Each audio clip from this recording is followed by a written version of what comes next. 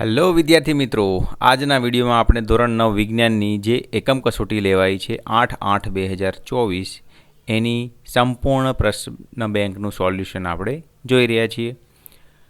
તો સ્ટાર્ટ કરીશું. પ્રશ્ન 1.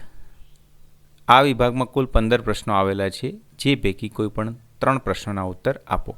પહેલું છે, પાકને જમીનમાંથી કેટલા પોષક તત્વો મળે છે? તો જવાબ આવશે બી 13. ખરીફ પાકનો સમયગાળો? તો જવાબ આવશે જૂનથી ઓક્ટોબર. 3. ખાલી જગ્યા પ્રકારની મધમાખી ઇટલીની છે? એપિસ મેલિફેરા. ચોથું છે, નીચેનામાંથી કયો ઘાસચારાનો પાક છે? તો બરસીમ. 5. ખાલી જગ્યાનું ઉત્પાદન મોતી પ્રાપ્ત કરવા માટે થાય છે? તો ઓએસ્ટર. ડી જવાબ આવશે. આપેલ વિધાન સાચું બને તે રીતે ખાલી જગ્યા પૂરો. તો ગોખરું તથા ગાજર ઘાસ એ નીંદણના ઉદાહરણ છે.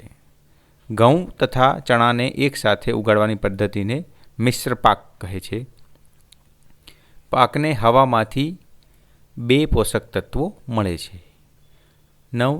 દુધાળા પશુઓના યકૃતને રોગગ્રસ્ત કરતા અંતઃપરોપજીવીઓ યકૃત કૃમિ છે. 10. મૃગલ માછલી તળાવના તળિયેથી ખોરાક મેળવે છે. આપેલ વિધાન ખરા છે કે ખોટા તે જણાવો. હરિત ક્રાંતિ એ દૂધના વધુ ઉત્પાદન માટે કારણભૂત છે? ખોટું. નાઇટ્રોજન અને ફોસ્ફરસ એ સૂક્ષ્મ પોષક તત્વ છે? ખોટું. ભારતનું દરિયાઈ મત્સ્ય સંસાધન ક્ષેત્ર 7500 કિલોમીટરનો સમુદ્ર તટ ધરાવે છે? સાચું. અસીલ એ વિદેશી જાતની મરઘી છે? ખોટું. ઝીંગા તથા મુસલ એ કવચીય માછલીઓ છે? સાચું. 1બ એમાં પહેલો જોઈશું. નીચે આપેલ પોષક તત્વોને લઘુ પોષક તત્વો તથા ગુરુ પોષક તત્વોમાં વર્ગીકૃત કરો. તો જવાબ અહીંયા આપ્યો છે. ગુરુ પોષક તત્વો આવશે નાઇટ્રોજન, ફોસ્ફરસ, કેલ્શિયમ અને લઘુ પોષક તત્વો બોરોન. નીચે આપેલ પાકને ખરીફ તથા રવિ પાકમાં વર્ગીકૃત કરો. તો ખરીફ પાકમાં મકાઈ અને ડાંગર અને રવિ પાકમાં ઘઉં અને ચણા. આપેલ પાકને કાર્બોદિતયુક્ત તથા પ્રોટીનયુક્ત પાકમાં વર્ગીકૃત કરો. તો કાર્બોદિતમાં ચોખા અને મકાઈ અને પ્રોટીનમાં અડદ અને મસૂર. આપેલ પાકને ઘાસચારાના પાક તથા નીંદણમાં વર્ગીકૃત કરો. તો ઘાસચારો સુદાન ઘાસ, વરસીમ અને નીંદણ આવશે ગોખરું અને ગાજર ઘાસ. આપેલ માછલીને મીન પક્ષયુક્ત માછલી તથા કવચીય માછલીઓમાં વર્ગીકૃત કરો.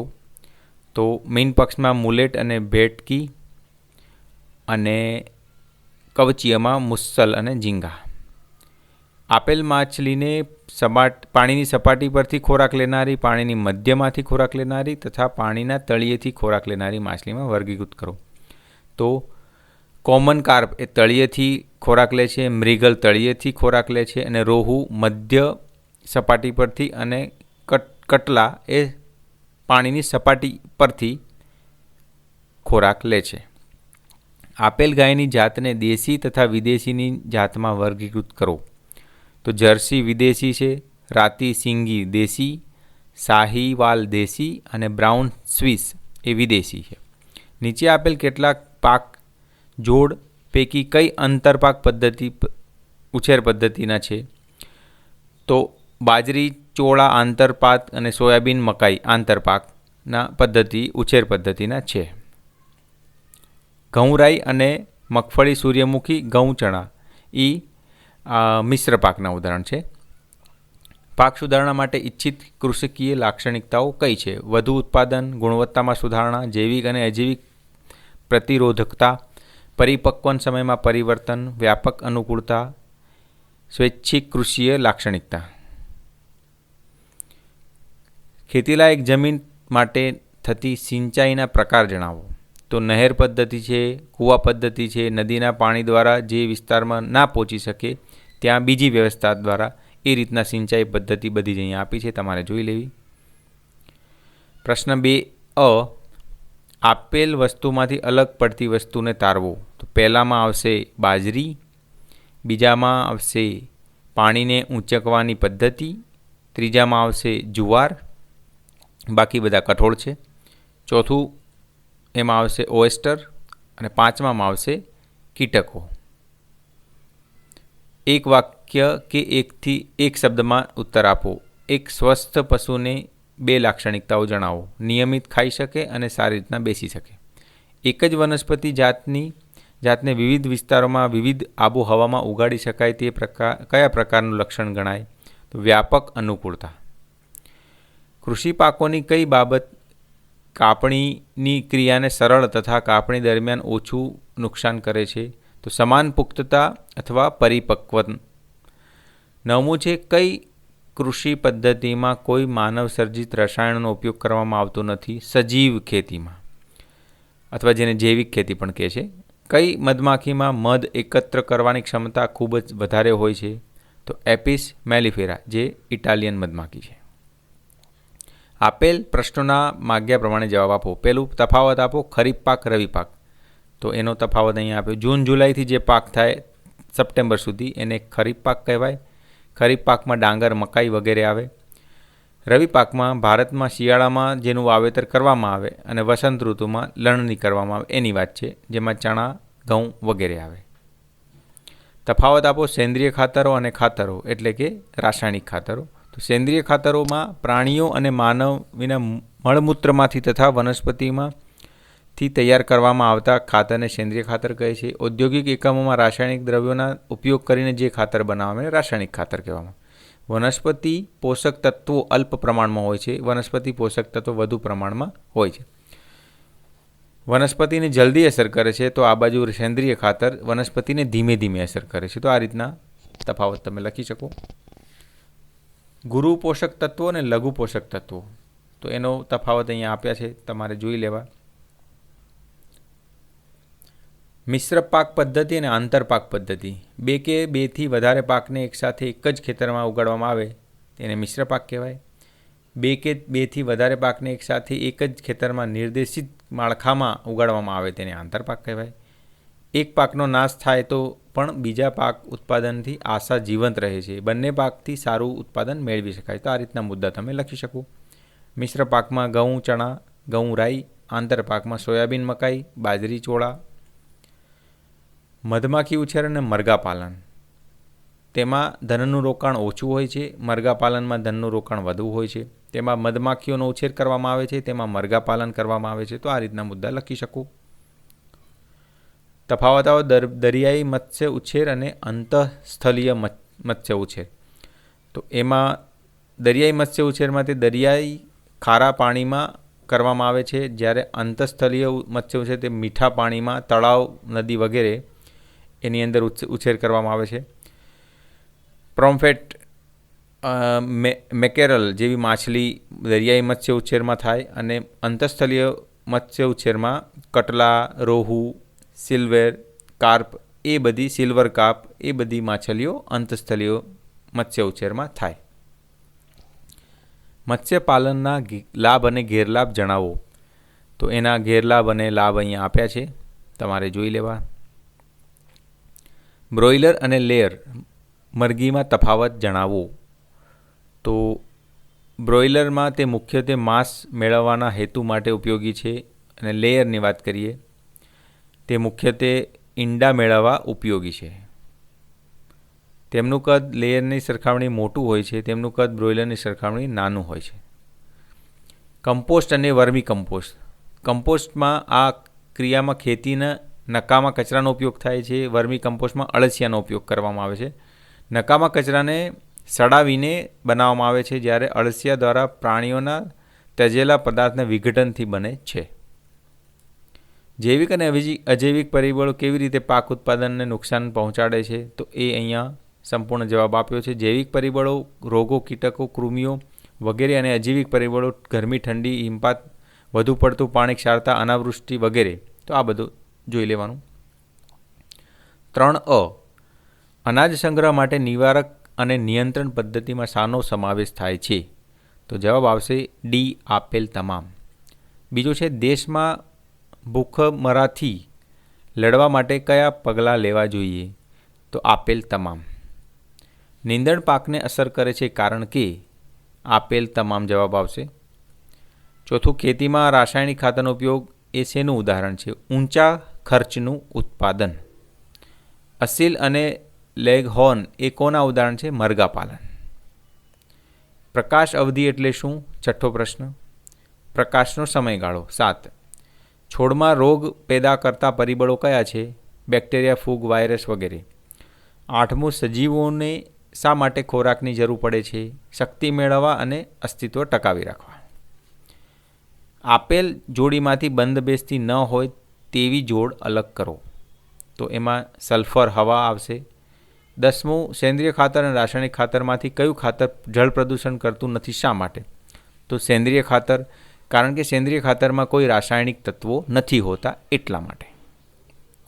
આપેલ વિધાનોના ખરા કે ખોટામાં જવાબ આપો. પશુઓના નિવાસસ્થાનનું ભોયતળિયું ઢોળાવવાળું હોવું જોઈએ કે જેથી સફાઈ સરળતાથી થઈ શકે. સાચું. રાસાયણિક ખાતર જમીનની પાણી સંગ્રહની ક્ષમતા વધારે છે. ખોટું. સાહીવાલ અને રાતી સિંગી એ વિદેશી ગાયની જાત છે. ખોટું. મત્સ્ય સંવર્ધન માટે સારી ગુણવત્તાવાળા ડીંભની અપર્યાપ્તતા એ એક ગંભીર સમસ્યા છે. સાચું. વિવિધ આનુવંશિક લક્ષણોવાળી વનસ્પતિઓમાં સંકરણ કરવાની પદ્ધતિને સંકરણ વિધિ કહે છે. સાચું. 3બ, એમાં પહેલું જો કીટક અને જંતુઓ પાકને કેટલા પ્રકારે આક્રમણ કરે છે તેની અસર વિશે સમજાવો. તો એ અહીંયા જવાબ આપ્યો છે, તમારે જોઈ લેવું. લાંબા ગાળે રાસાયણિક ખાતર કરતાં સેન્દ્રિય ખાતરનો ઉપયોગ વધુ લાભદાયક છે. તો આનું સમર્થન માટે આપણે મુદ્દા લખ્યા છે. કચરાનો નિકાલ થાય છે, જમીનને નુકસાન થતું નથી, પર્યાવરણને પણ નુકસાન થતું નથી. પાકનો સંગ્રહ કરતાં પહેલાં તેમાં ભેજનું પ્રમાણ તપાસવું શા માટે આવશ્યક છે? તો એનો જવાબ આપ્યો છે. નુકસાન જૈવિક કારકો, કીટકો, ખોતરીને ખાનારા, ફૂગ, ઈતરડી અને બેક્ટેરિયા તેમજ અજૈવિક ઘટકો જેવા કે તાપમાન અને ભેજના અયોગ્ય પ્રમાણને કારણે નુકસાન થાય છે. તો એ લખ્યું છે. પશુપાલનની જરૂરિયાત વિશે ચર્ચા કરો. તો એ પણ અહીંયા જવાબ લખ્યો છે, તમારે જોઈ લેવું. કારણ આપો, નીંદણ પાક માટે નુકસાનકારક છે. તો એ પણ જવાબ અહીંયા આપ્યો છે, જોઈ લેવો. 4અ, આ વિભાગમાં કુલ 5 પ્રશ્નો આપેલા છે, જે પૈકી કોઈ પણ એક પ્રશ્નનો ઉત્તર આપો. આપેલ ચિત્ર પરથી પાક ઉછેર પદ્ધતિ ઓળખો. આ પાક ઉછેર પદ્ધતિના ફાયદા જણાવો. તો આ જે ચિત્રમાં આપી છે આંતરપાક પદ્ધતિ છે, જેના ફાયદાની વાત કરીએ તો બંને પાકમાં ઉત્પાદન સારું મેળવી શકાય છે. એક પ્રકારના પાકના તમામ છોડમાં જીવાત અથવા રોગોને ફેલાતા અટકાવી શકાય છે. ભારતમાં અનાજના અયોગ્ય સંગ્રહને કારણે દર વર્ષે મોટા પ્રમાણમાં અનાજ બગડે છે. સંગ્રહ દરમિયાન અનાજના નુકસાન માટે કયા પરિબળો જવાબદાર છે? તો અહીંયા બધા જ પરિબળો આપ્યા છે. જૈવિક પરિબળો, અજૈવિક પરિબળો, કૃષિ ઉત્પાદન ગુણવત્તા ઘટાડો, વજન ઘટાડો, આ બધું નુકસાન થાય છે. 3 અહીંયા પ્રશ્ન આપ્યો છે, જેમાં પહેલો પ્રશ્ન છે, શાળામાંથી મળી શકે તેવા જૈવ વિઘટનીય પદાર્થો કયા છે? તો શાકભાજીનો કચરો, સૂકા પાંદડા, પ્રાણીઓના મળમૂત્ર, ફળોની છાલ વગેરે. આ કાર્ય દ્વારા વિદ્યાર્થીઓ કયા મૂલ્યો શીખશે? આ કાર્ય દ્વારા વિદ્યાર્થીઓ સેન્દ્રિય પદાર્થોને અલગ પાડતા શીખશે અને તેના ઉપયોગથી વિદ્યાર્થીઓ કુદરતી ખાતર બનાવી શકશે અને પર્યાવરણને શુદ્ધ રાખશે. 4, જો કોઈ ગામમાં ઓછો વરસાદ પડતો હોય તો તમે ખેડૂતોને સારા પાક માટે કયા પગલાં સૂચવશો? તેનો જવાબ નીચે જવાબ 4માં આપ્યો જ છે. તમે વધુ હરિયાળી તથા ફળ ફૂલથી આચ્છાદિત વિસ્તારમાં રહો છો, તમારા ઘરની નજીક રહેતો ખેડૂત પોતાની આવકથી સંતુષ્ટ નથી, તો આપ તેમને વધારાની આવક મેળવવા કયા પગલાં સૂચવશો? તો એ તો જવાબ 5માં નીચે આપ્યું છે, જોઈ લેવું. 4બ, અહીંયા એક રાહુલ વર્તમાન પત્રકમાં એક લેખ વાંચે છે, એ આખું આપ્યું છે. હવે નીચે પ્રશ્ન આપ્યા છે, તો એ બધાના ABCDના જવાબ અહીંયા આપ્યા છે, તમારે ધ્યાનથી જોઈ લેવા. બીજો છે, આપેલ કોઠામાંથી ખાલી જગ્યા પૂરો. તો પહેલામાં ખાલી જગ્યા અનાજ આવશે અને છેલ્લે ઘઉં, ચોખા, કઠોળ, પછી પ્રોટીન, ચણા, વટાણા, ત્રીજામાં તેલીબિયા, ચરબી, એરંડા, મગફળી, ચોથું ફળ અને શાકભાજીમાં વિટામિન અને ખનિજ ક્ષાર, કોબી અને મેથી, એ બધા શાકભાજીના ઉદાહરણ છે. નીચેની આકૃતિમાં 2 ખેતર A અને Bમાં અનુક્રમે સેન્દ્રિય ખાતર અને રાસાયણિક ખાતરનો ઉપયોગ કરવામાં આવ્યો છે. અન્ય પરિબળોને સમાન રાખીને ગ્રાફનું અવલોકન કરો અને નીચે આપેલ પ્રશ્નના જવાબ ઉત્તર લખો. તો અહીંયા ગ્રાફ આપ્યો છે. એ પાક ઉત્પાદન તમારે જોઈ લેવું. ગ્રાફ બીનું પાક ઉત્પાદન એકદમ વધીને ધીમે ધીમે કેમ ઘટી જાય છે? કારણ કે રાસાયણિક ખાતર લાંબા ગાળે નુકસાન કરે છે અને પાક ઉત્પાદન ઘટાડે છે એટલા માટે.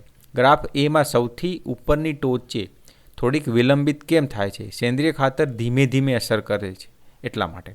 ગ્રાફ બીમાં ગ્રાફમાં બંને પેટર્ન અલગ હોવાના કારણ જણાવો. સેન્દ્રિય ખાતર ધીમે ધીમે અસર કરે છે અને કારણે રાસાયણિક ખાતરની અસર ઝડપી હોય છે પણ તે લાંબા ગાળે નુકસાન પહોંચાડે છે એટલા માટે બંનેની પેટર્ન અલગ છે. ચોથું, આપેલ કોઠાનો અભ્યાસ કરીને નીચે આપેલ પ્રશ્નોના જવાબ આપો. અહીંયા કોઠો આપ્યો છે પાક ઉછેર પદ્ધતિને ઉગાડવામાં આવતા પાક. તો એમાં એક્સ જે છે એ મિશ્ર પાક આવશે, વાય જે છે આંતર પાક આવશે અને ઝેડ એ પાક ફેરબદલ આવશે. એટલે એનો જવાબ મળી ગયો. બી છે વાય પ્રકારની પાક ઉછેર પદ્ધતિમાં કયા પ્રકારના પાક ઉગાડી શકાય? સોયાબીન, મકાઈ, બાજરી, ચોળા, આ બધું.